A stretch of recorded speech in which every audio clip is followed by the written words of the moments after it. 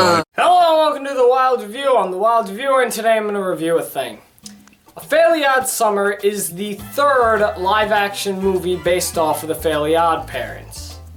It came out in 2014, and... why? Why did we need this? We did not ask for this. Were the ratings really great after the second one that you just needed to make a third one? Numerous of times on this show I've talked about Fairly Odd Parents. I did a full series review on it and even mentioned the live action movies, saying the first one was good, the second one was bad, and the third one was plain okay. I also reviewed the second movie entirely last Christmas, and that's a pretty well done episode and was just a horrific movie that I just watched. If you want to check that out, there's a link in the description. I also went over the episode Big Fairy Scare Share, which introduces the character Chloe Carmichael, who's apparently Timmy's new best friend that will be sharing Cosmo and Wanda with him. I'd like you to see that, but it's blocked because of copyright infringement. And now we have this, A Fairly Odd Summer. Actually, let's go back to the Chloe Carmichael incident thing. Is it me, or does it feel like that Nickelodeon just doesn't care about Fairly Odd Parents anymore? It's pretty interesting that they made 4 episodes with this girl and then just stopped making the show. I mean, it's still running, it's still on the air, they haven't canceled it yet, but I mean, they just stopped making episodes. It's been like, what, 8 months? But we have A Fairly Odd Summer to deal with now, and like stated before, I think it's alright. It's not as bad as the second one was, but it's not as great as the first one was.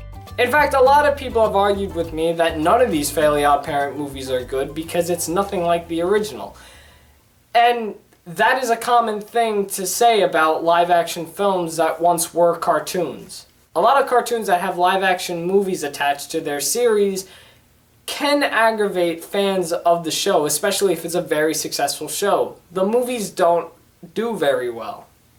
But unlike every other live-action film based off of a cartoon, the team of Fairly Odd Parents at least are in on this film, which is very rare on a movie set. So at least Butch Hartman and his team are involved in this movie in some way, and that's kind of why the characters don't lose their edge at any point. But this is not me defending the movie, because it does have its problems. Like I said, I thought it was alright, which means it does have some issues. What are those issues, you ask? Well, let's find out as we dive into A Fairly Odd Summer. I didn't want to rewatch this, but we start off with a dramatic sequence as we see Timmy save Tootie, Cosmo, Wanda, and Poof from Mr. Crocker and evil guys. And it goes on for far too long, if you ask me. But don't worry, after 4 minutes of watching this sequence, it turns out that it was all just one big dream that Timmy was having, and he's at his summer job in Fairy World. He works at the disposal business, where goopy magic goes. It's like a dump. But for fairies. So as we continue with the... Oh, I'm sorry, what? Who are these children? I'm sorry, this is a Fairly Odd movie. These were not in the show. This is Marty and his sister Mitzi, 2 kids that are going on a family vacation to Hawaii. But of course they have parents that are the cliche busy workers that can't go on the vacation. But it's my birthday. I was hoping for a fat bunny. We'll buy your birthday present there. Maybe a koala. Or a lampoon. And the award for the most stupidest parents of the year goes to these guys! Alright!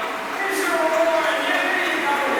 Here's the award for the most stupidest parents of the year award! There you go! There you go, folks! Alright, let's give them a big round of applause! So the parents end up leaving the kids with... Go on, try to guess. Just guess for me. The first babysitter that comes to your mind in a Fairly Odd Parents movie. Yes, they leave her with Vicky as the 3 of them all go to Hawaii. And I must say, I'm actually pretty happy they gave Vicky a bigger role in this movie. In the first movie, they gave her like a medium-sized role, and in the second movie, it was just a big cameo appearance. In this one, I'm actually glad they're including a big main character in the Fairly Odd Parent live-action films, because let's remember, Vicky's a main character in the show. Okay, I see a problem. You see Cosmo, Wanda, Poof, you know, the fairies? Yeah, they're right there, out in the open! How is it that every time we get a new Fairly Odd Parent episode or movie, there's always a rule that's being broken? The biggest rule in the series is not to expose the fairies. And what are they doing? They're right in the open for all to see.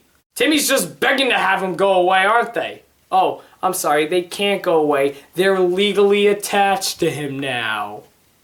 Oh, great. Foop's in this film. Just what we asked for. Yay. I've always wanted to see a CGI animated Foop. So, onto the main story. Tootie gets chosen to deliver her job's latest invention to guess where? That's right. Could it be the place that Vicky and the two children are going? If you said that answer, you're exactly right. She's going to Hawaii. Then we see Timmy interact with his parents as he notices they're getting ready to go on vacation to guess where? Hawaii. Isn't that convenient? The reason why Hawaii is because Timmy's dad has a job to do there.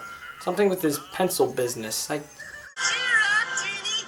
Just think, only 165 days until Christmas. Oh yeah, can't wait for Christmas. Remember last Christmas? Yeah, you almost destroyed it, buddy. So Timmy ends up taking Jorgen's position at his job because Jorgen is going on vacation to guess where? Here is a big problem with these kind of films. It's just annoying on how all the characters go to the same place. If you want all these characters to go to the same place, you bring them all together maybe. Have like a contest or something. You know, obviously the fairies can go there whenever they want. Jorgen doesn't have to go on vacation there. In fact, he's not really going on vacation. There's like some contest going on there. But it's like, these are the most stupidest ways to go to Hawaii. I mean, at least the kids had a reason. They're going on vacation there. Vicky's just tagging along. Tootie has a thing going on in Hawaii, and so does Timmy's dad and Jorgen. How come nothing takes place in, like, I don't know, Utah or Wyoming or Nebraska? You know? How come those states aren't recognized in any sort of television movie sort of places? Why don't we get a TV movie where we see a family go to Wyoming? When's the last time you heard anybody say they're going to Wyoming? Or maybe Mississippi, you know? We have other states. Generated by this substance. Excuse me, I think somebody broke in. Who's guarding these doors? I mean, doors aren't important anymore. It's your problem. Because should you fail, your only reward will be unspeakable horror.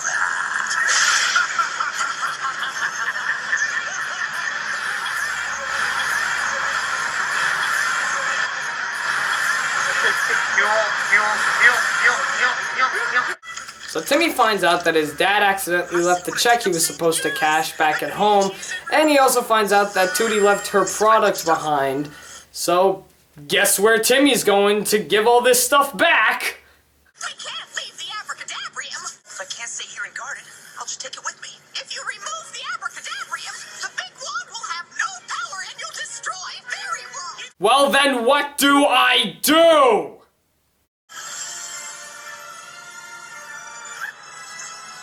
We'll be back before Jorgen even knows we left. What could possibly go wrong? Oh boy, Crocker's there too. You know what? This is gonna be a big Fairly Odd reunion. I hope they all run into each other at Hawaii. You know, yeah. So Crocker teams up with Anti-Poof, seeing that they both have an urge to destroy Timmy and his fairies. So they team up to help destroy Timmy and his fairies. Pretty self-explanatory there.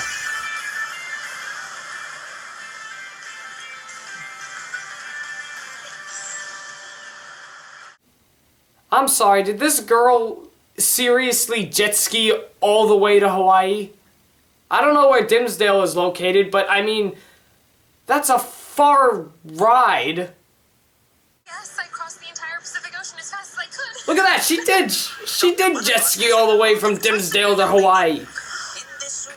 How is she not starving? Alright, so Timmy saves the day. The movie's over, right? Well, sadly no, because we still got the Crocker and Foop plot still going on. So wait a minute, humans just encountered Foop. Is there any rule against that? I mean, I know anti-fairies are the opposite of regular fairies, but aren't the rules still same in some way? I was gonna mention this about, you know, Crocker meeting up with anti-poof or something, you know? Like I said, if people find out that fairies exist, the fairies go away forever. Well, doesn't the same thing go for anti-fairies? How do their rules work? Oh, and while we're on the topic of humans, guess who becomes a human? Foop. Yay. So, Vicky ends up losing the kids, because the kids want to have fun. What a shocker.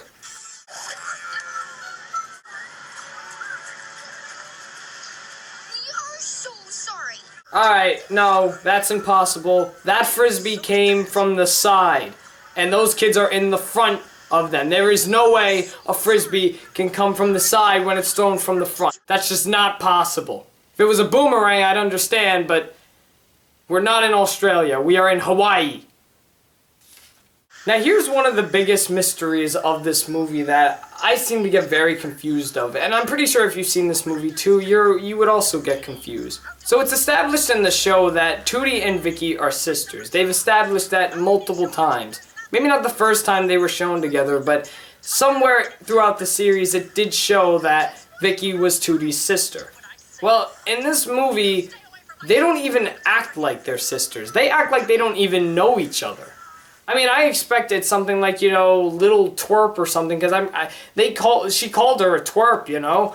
But, I mean, like, from the facial expressions, it looks like that they don't even know each other, you know? Tootie doesn't even mention, like, you know, sis, what are you doing here and stuff, you know? There's no encounterment of any sort of way that shows that they are related in any way. Did the writers honestly forget that these two were sisters? I wouldn't be shocked after all the material they've thrown on the Fairly Odd Parents.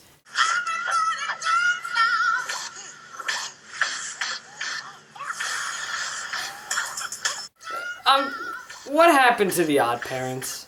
I mean, honestly, Cosmo and Wanda are rarely in this. I mean, it's an improvement from the last film. In the Christmas film, they had, like, no part in it whatsoever. At least in this film, they are in it and have magic. The last film, they didn't have magic at all. But in this one, they at least help out a little, but I still feel like they're rarely in it. So I guess I should have mentioned this earlier, but Timmy brought an abracadabrium to Hawaii, which is his job that Jorgen usually has. He guards it, and that's basically what controls all the magic in Fairy World. Timmy brings it in a bag, and Crocker and Foop get the bag and try to destroy the abracadabrium, which leads into Fairy World, fairies falling, and everyone going crazy. Family movie.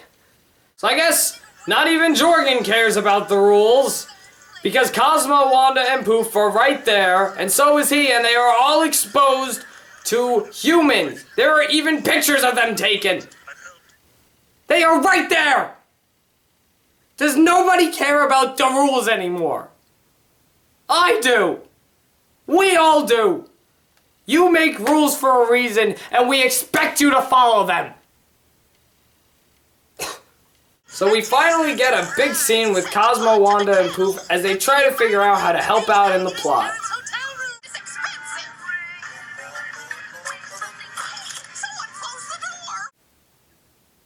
Or, you know, you could just lock them in a freezer, you know, because they weren't a big help anyway. So Cosmo, Wanda, and Poof start feeling very weak because what's happening in Fairy World is being caused by the abracadabrium not being there, because no one's guarding it. You know, no one else works there. They can't do anything about it. Only one employee of the month. Alright, we're at the volcano scene, and because for some reason anti-fairies can't touch the abracadabrium because it'll destroy them, Mr. Crocker's the one to destroy it, so when he touches it, he becomes a good guy. So, of course, Timmy arrives to save the day, gets the bag, saves his friends, and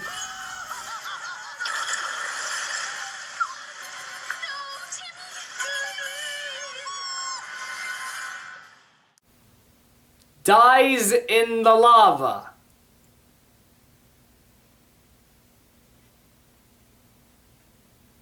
He dies in the lava. And this is no trick. He actually goes down there, you know. In the second movie, it looks like that he fell down that big eggnog stream lava-ish thing. No, this time he actually falls. He's not saved by anything. He dies.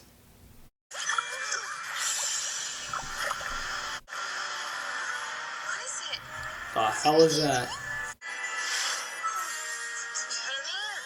Oh! Okay! So, Timmy becomes a fairy. Even though he would still melt in the lava, I mean...